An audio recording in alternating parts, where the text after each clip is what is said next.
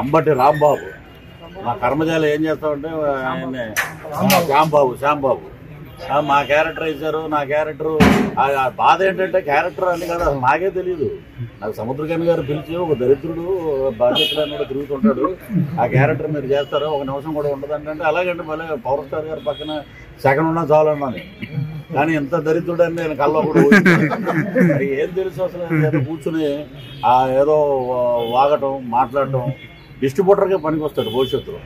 ఏదో లెక్కలు చెప్పడానికి వాటికి పోలవరంలో ప్రజలు నిర్వాసితులకు ఏంటి, అసలు పోలవరం ప్రాజెక్టు వల్ల లాభాలు ఏంటి, పోలవరం పట్ల ఆంధ్రప్రదేశ్ ఎంత సస్యశ్యామలంగా మారుతుంది, దీనికి గత నాయకులు ఏం చేశారు, మేమేం చేస్తున్నాం ఇవి చెప్పడం మానేసి ఆయన నెల్లూరులో సవాల్ చేసి చూడతాం. అనిల్ కుమార్ యాదవ్ ఎవరో పేరు అయిపోతుందో వచ్చేస్తుంది అన్నాడు, అంతే వెనక్కి వెళ్ళింది. నెక్స్ట్ ఇప్పుడేమో ఇతను ఆ గేట్లు ఏంటో కూడా తెలియదు, అతను తీసుకెళ్ళి మా కర్మజాలి. మా దౌర్భాగ్యం ఏంటంటే ఆయన పోలవరంకి ఆయన మాట్లాడతాడు. ఇప్పుడు ఎక్కడైనా సరే స్వర్గీయ నందమూరి తారక రామారావు గారు కానీ స్వర్గీయ రాజశేఖర రెడ్డి గారు కానీ వారు ఉన్నప్పుడు ప్రతి నెల ఒక సమీక్ష ఉండేది. శాసనసభలో ఒక సమీక్ష పెట్టేవారు, ఏ మంత్రుల విభాగంలో ఎవరు ఏం చేస్తున్నారు రాష్ట్ర ప్రజలకు తెలియజేసేవారు. ఇప్పుడు ఏమీ లేదండి.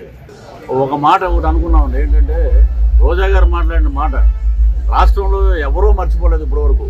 ఒక దరిద్రుడు జైలుకి వెళ్తే ఇంకో దరిద్రుడు సపోర్ట్ చేశాడనే మాట మీ మీడియాలో కూడా వచ్చి ఉంటుంది. ఆవిడ స్వీట్లు పంచింది, బాణసంచ కాల్చింది, నన్ను ఇలాగ అన్నాడు ఆయన, నన్ను ఇలాగ అన్నారు, రాష్ట్రం ఏమైపోయింది అన్నప్పుడు నీ నియోజకవర్గంలో ఉన్న పెద్దిరెడ్డి రామచంద్రారెడ్డి మాట్లాడలే, నీ ఎమ్మెల్యేలే మహిళా ఎమ్మెల్యేలే మాట్లాడలే, నువ్వు ఎక్కడో దర్శనాల నుంచి తీసుకొచ్చే హీరోయిన్లు ఏదో పట అని మాట్లాడేశారు. నీ చరిత్ర తెలియదు కదా, ఏదో మాట్లాడారు మొత్తం నువ్వు తిరుపతి తీసుకెళ్తున్నావు దర్శనాలు ఇప్పిస్తున్నావు అని చెప్పి. కానీ అసందర్భంగా మాట్లాడిన మాటలకి తగిన శాస్తి. ఇప్పుడు అతనికి ఎటు తిరిగి టికెట్ లేదు, సంక్రాంతి డ్యాన్స్లు వేసుకుంటాడు. అతనికి ఏంటంటే రేపొద్దున్న మా జన సైనికులందరూ ఒక మాట అన్నారు, మా వీర మహిళలందరూ ఎక్కడైనా పృథ్వీరాజు గారు మన గవర్నమెంట్ వచ్చాక ఏదైనా సంక్రాంతి సంబరాలు జరిగితే ఆయన పిలుస్తాం శ్యాంబాబుని. మినిస్టర్ చేసాడు కదా పాపం, లక్ష రోజు ఆల్రెడీ డిసైడెడ్ అండి. మొత్తం పట్మన్ లేచిపోయి వికెట్ ఫస్ట్ అదే